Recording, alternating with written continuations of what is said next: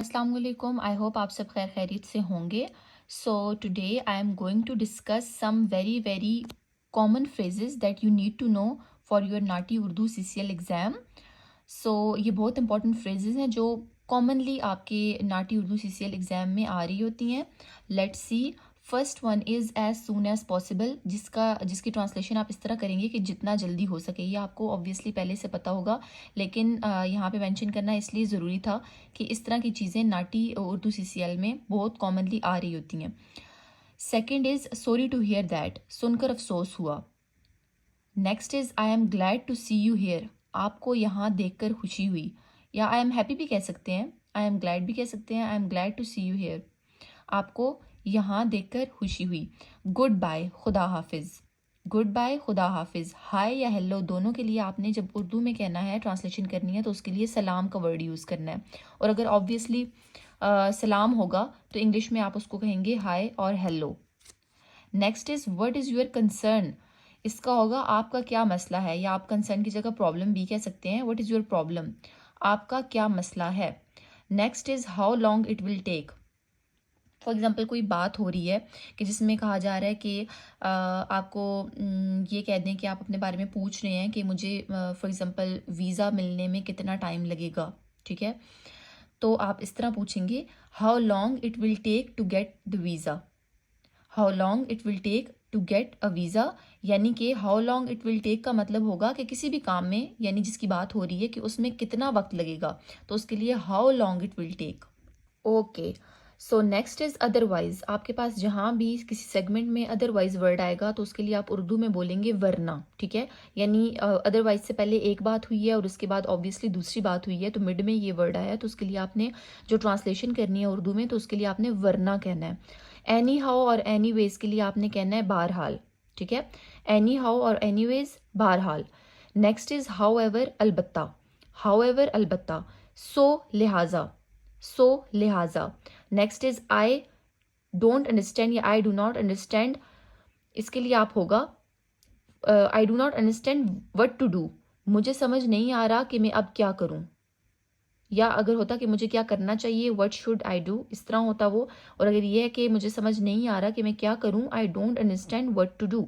Next is how may I assist और help you, यानी how may I assist you, how may I help you. या इसकी जगह आप ये भी कह सकते हैं how can I help you, ठीक है, वो भी ठीक होगा कि मैं आपकी मदद कैसे कर सकता हूँ, या मैं आपकी मदद कैसे कर सकती हूँ। How can I help you, how can I assist you, ये भी कह सकते हैं। How may I assist you या how may I help you, कुछ भी आप कह सकते हैं।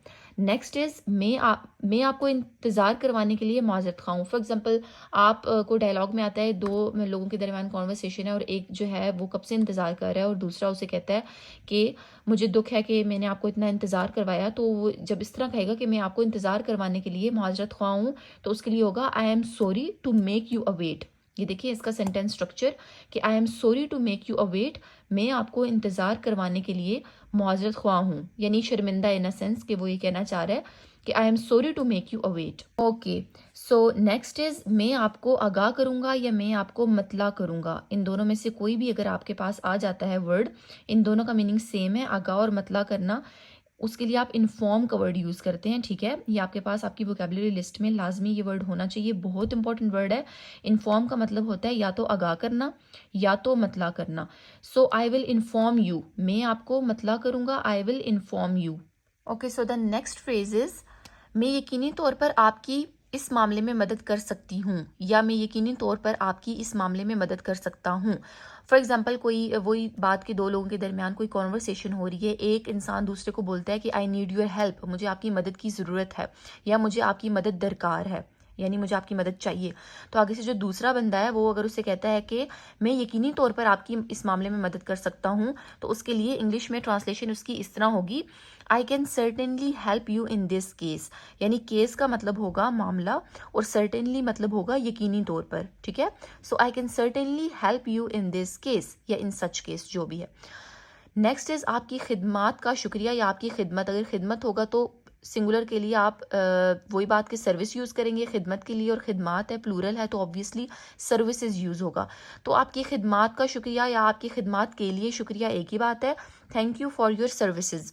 ये भी बहुत इंपॉर्टेंट एक आप कह लें सेगमेंट है या सेंटेंस फ्रेज कुछ भी कह लें, ये बहुत इंपॉर्टेंट है। ये आपके डायलॉग्स में फ्रीक्वेंटली रिपीटेडली कहीं ना कहीं आ रहा होता है। नेक्स्ट इज बिला झिझक राब्ता करें, फील फ्री टू कॉन्टैक्ट। बिला झिझक मतलब फील फ्री, और राब्ता कॉन्टैक्ट। सो बिला झिझक राब्ता करें, feel free to contact. Next is हम अमल शुरू करेंगे, यानी कोई भी किसी भी टॉपिक पे बात हो रही है और कोई डायलॉग में एक इंसान दूसरे को बोलता है कि ठीक है हम इस बारे में जो ये कोई भी प्रोसेस है तो हम वो शुरू करेंगे, तो उसका होगा we will start the process. हम अमल शुरू करेंगे, प्रोसेस का मतलब होगा अमल। Next is am I eligible. For example कोई कॉन्वर्सेशन है जिसमें कोई एक इंसान दूसरे से पूछता है, फॉर एग्जांपल कोई एम्प्लॉई है, ठीक है, वो अगर आया है और एम्प्लॉयर से पूछता है कि मैं इस जॉब के लिए एलिजिबल हूँ या नहीं, तो उसका मतलब होगा कि क्या मैं अहल हूँ इस नौकरी के लिए या इस मुलाजमत के लिए। Am I eligible for that job कह लें, या फॉर दिस जॉब, ठीक है, क्या मैं अहल हूँ, I am eligible. Next is ये वाकई बहुत फिक्र वाली बात है, it is definitely very concerning, ठीक है, ये वाकई बहुत फिक्र वाली बात है, it is definitely very concerning.